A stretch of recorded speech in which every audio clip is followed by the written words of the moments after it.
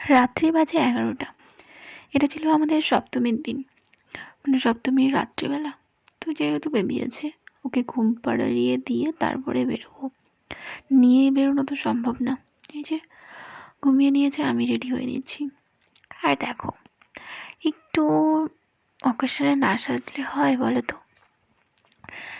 জানি না কে কার জন্য সাজো, কিন্তু সাজাটা একটা মেয়েদের ফ্যাশন। সাজলে নিজেদের কনফিডেন্স বাড়ে, প্রত্যেকটা মেয়েরই। তাই আমি যতটুকু পারি তাই ততটুকুই রেডি হয়ে নিচ্ছি। এদিকে ভিডিও করছে, মানে ক্যামেরা, একটু বলতো ক্যামেরাটা কত, আরও তাড়া দিয়েই যাচ্ছে। মানে 1 ঘন্টার মধ্যে কি তাড়াতাড়ি করে সম্ভব বলো? এই যে এটা আমার ফাইনাল লুক। জাস্ট একটা সিম্পল কুর্তি পরেছি আর একটু হালকা টাচআপ, ব্যাস। এই দুজনে বেরোচ্ছি। তো আজকে ভাবলাম, কারণ আমরা ষষ্ঠীর দিনও বেরোতে পারিনি, পঞ্চমীর দিন না চতুর্থীর দিন বেরিয়েছিলাম।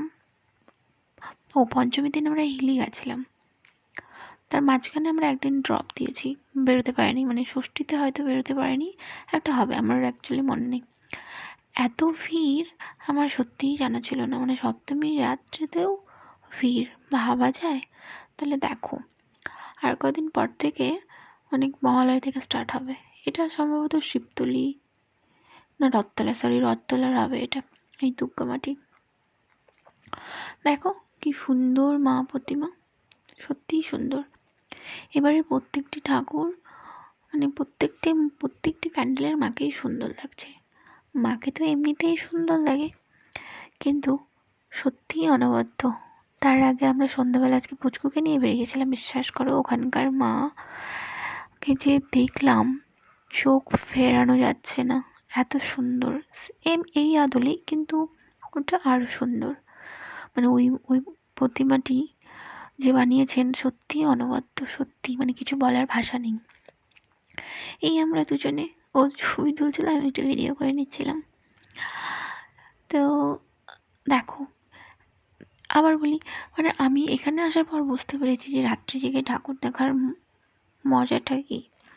তবে আগেরবার হয়নি, এবার চেষ্টা করছি, কিন্তু কি বলতো, বেবি নিয়ে না সত্যিই সম্ভব হয়ে ওঠে না। এই প্রতিমাটি কচিকলার, প্রতিমাটি যে কি সুন্দর, আমার ফোনে হয়তো তো বোঝা যাচ্ছে না, সামনে থেকে উফ, মানে এক কথায় ওয়াও, এক কথায় অনবদ্য। কালার কম্বিনেশন বলো, মায়ের মুখ বলো, সাজসজ্জা বলো, সত্যিই সুন্দর। এটা সম্ভবত